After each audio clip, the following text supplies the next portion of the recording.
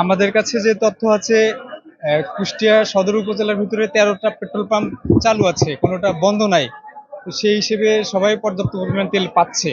এখন কোনো একটা অপ্রীতিকর ঘটনার কারণে একটু লাইন দীর্ঘায়িত হয়ে গেছে। আমরা আশা করছি এটা দ্রুত সমাধান করা সম্ভব হবে। যখন আসলে মানুষের সংখ্যা বেশি হয়ে যাচ্ছে, তখন ওই জরুরি সেবাটা দেওয়ার জন্য যে অবকাঠামোগত সুবিধা দরকার, সেটাও তো এখানে নাই। এই সিরিয়াল একটার পর একটা গাড়ি থাকছে, যার কারণে ঢোকাটাও একটু সমস্যা আছে। আশা করা যায় অচিরেই এই সমস্যার সমাধান হয়ে যাবে। জেলা প্রশাসন একটা অ্যাপস তৈরি করেছে, অলরেডি 2টা পেট্রোল পাম্পে পাইলটিং হয়ে গেছে। এটা সবগুলো পেট্রোল পাম্পে দিয়ে দেওয়া হবে। একজন বাইকার একবারের বেশি তেল নিতে পারবে না। যে কোনো এক জায়গা থেকে নিলে অন্য 12 জন দেখতে পাবে যে সে কোথা থেকে তেল নিয়েছে, কখন নিয়েছে, কতটুকু নিয়েছে, এবং সে আবার যখন তেল নিতে আসবে তখন সে কতটুকু মাইলেজ গেছে এটাও বের করা সম্ভব হবে। সেইভাবে পাইলটিং শেষ হয়েছে, আর 2-3 দিনের মধ্যে এটা সবগুলো পেট্রোল পাম্পে চালু হয়ে যাবে। হ্যাঁ, এইটার মূল কারণ হচ্ছে মানুষের এটা ব্যবসায় করে ফেলছে, যে তারা ট্যাঙ্কি ফুল করে নিয়ে যায় গ্রামে গঞ্জে তেলটা বিক্রি করছে, করে আবার এসে আবার ফুল ট্যাঙ্কি করছে। এ কারণে যাদের মূলত তেল দরকার, যারা আসলেই ভুক্তভোগী, তারা তেলটা পাচ্ছে না, তারা যে জ্বালানিটা পাচ্ছে না, বিধায় এই ঝামেলাটা বেশি হচ্ছে।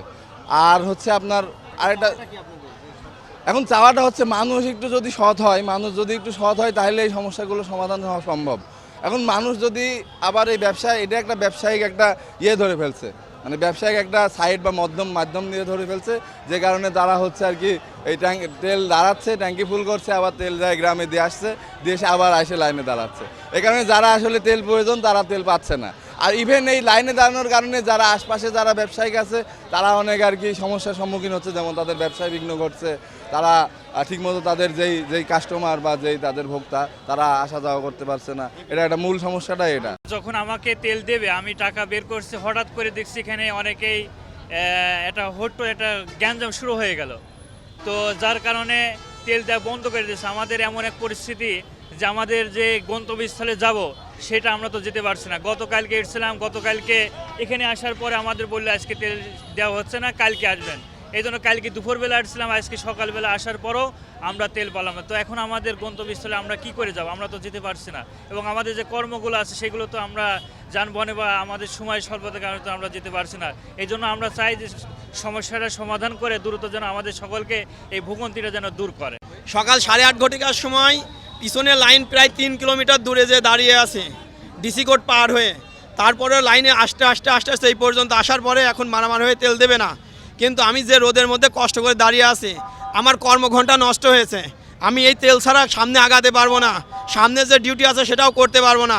এখন তেল যে কোনোভাবে নিতেই হবে, না হলে আমার চাকরি থাকবে না। এবং আমার পুরো মাথাটা টকবক করে ফুটছে রোদে। এখন যে কোনোভাবে আমাকে তেল নিতে হবে। তেল দিচ্ছে না, এখানে হঠাৎ করে শুনছি মারামারি হয়েছে, যার কারণে অফ করে দিয়েছে।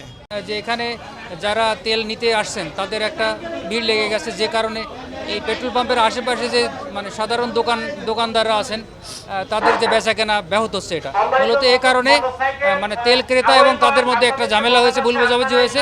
আমরা এটা নিরসনের জন্য কাজ করছি, খুব অল্প সময়ের মধ্যে স্বাভাবিক পরিস্থিতি হয়ে যাবে। ধন্যবাদ।